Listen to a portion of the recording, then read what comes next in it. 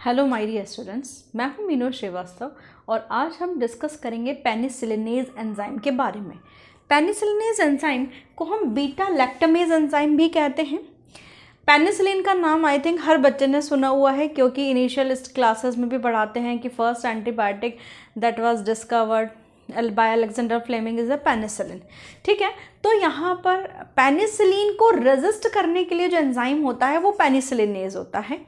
ठीक है, ये एंजाइम क्या करता है, जो पेनिसिलिन एंजाइम है ये क्या करता है, जो एंटीबायोटिक पेनिसिलिन है या उस कैटेगरी की जो एंटीबायोटिक्स हैं उनके स्ट्रक्चर को डिसरप्ट कर देता है, यानी ख़राब कर देता है, जिसकी वजह से जो पेनिसिलिन है, सेफेलोस्पोरिन है, इनकी एंटीमाइक्रोबियल एक्टिविटीज़ हमें जो है एंटीमाइक्रोबियल एक्टिविटीज़ ख़त्म हो जाती हैं, रुक जाती हैं। ठीक है, तो यहाँ पर ये लिखा हुआ है this enzyme disrupt the internal structure of antibiotic penicillin and destroy the antimicrobial action of drug. तो देखिए यहाँ पर एक जैसे एक बेसिक स्ट्रक्चर बनाया गया है पेनिसिलिन का या बीटा लैक्टम एंटीबायोटिक्स का। जो पेनिसिलिन एंजाइम है वो क्या करता है, देखिए यहाँ पर ये जो आपका ये वाला जो रिंग है बीटा लैक्टम रिंग जो है इसको डिस्ट्रप्ट कर देता है, तोड़ देता है। ठीक है, जिसकी वजह से ये जो एंटीबायोटिक की जो एंटीमाइक्रोबियल एक्टिविटी है वो खत्म हो जाती है। ठीक, so these enzyme break the beta lactam ring, ये बीटा लैक्टम रिंग कहलाती है, and provide resistant to bacteria towards beta lactam antibiotics. तो कई सारे ऐसे बैक्टीरियाज होते हैं जो कि पेनिसिलिन के लिए रेजिस्टिव होते हैं। तो वो रेजिस्टिव क्यों होते हैं, क्योंकि उनके अंदर पेनिसिलिनेज एंजाइम जनरेट होता है या बनता है। ठीक है, और ये बीटा लैक्टम एंटीबायोटिक हैं जैसे पेनिसिलिन है, सिफेलोमाइसिन्स हैं, सिफेलोस्पोरिन्स हैं, कार्बापीन्स हैं, ये सब हैं। ठीक है, पेनिसिलिनेज एंजाइम दो टाइप का होता है, पेनिसिलिन एसाइलेज और लैक्टमेज। पेनिसिलिन एसाइलेज और लैक्टमेज।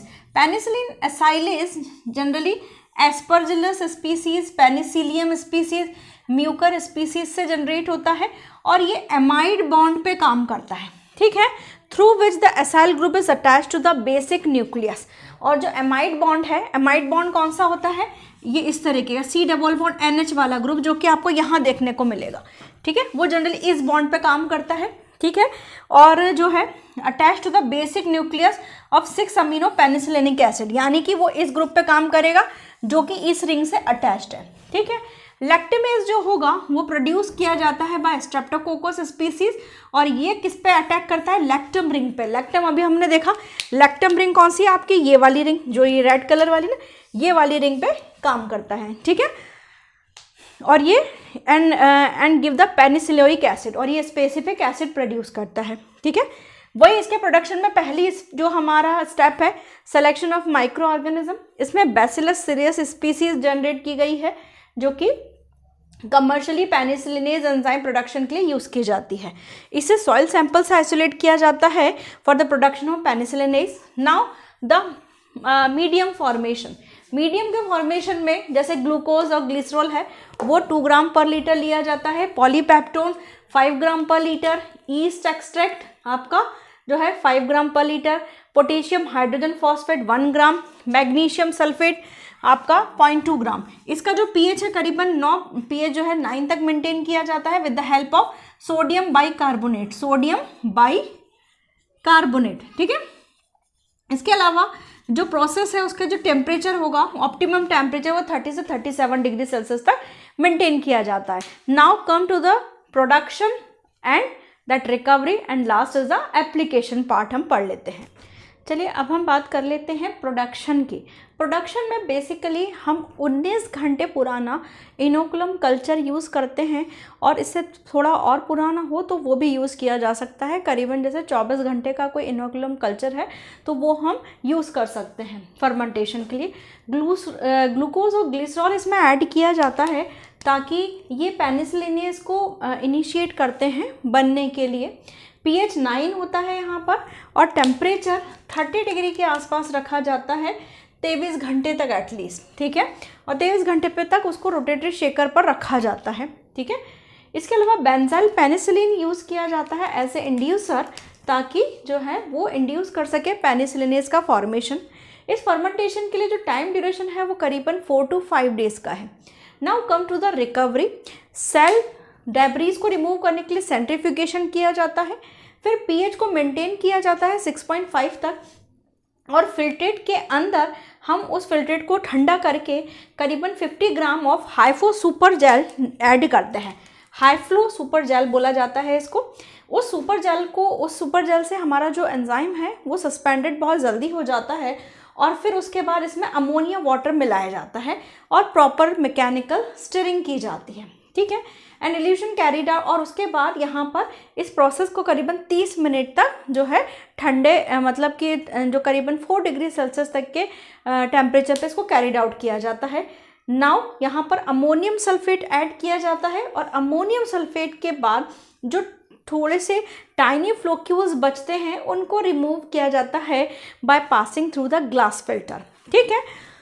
अब उसके बाद इसको ड्राई करने के लिए फॉर ड्राइंग, ठीक है, इसमें हम लायोफिलाइज्ड या हम ये कह सकते हैं कि फ्रीज ड्रायर के थ्रू हम इसको ड्राई करते हैं एंजाइम को। नाउ एप्लीकेशन पार्ट, एप्लीकेशन जो मेडिसिनल यूज़ है पेनिसिलिन का, पेनिसिलिनेज का, तो पेनिसिलिन की जो एलर्जीज होती हैं, penicillin is use in the treatment of penicillin induced allergies.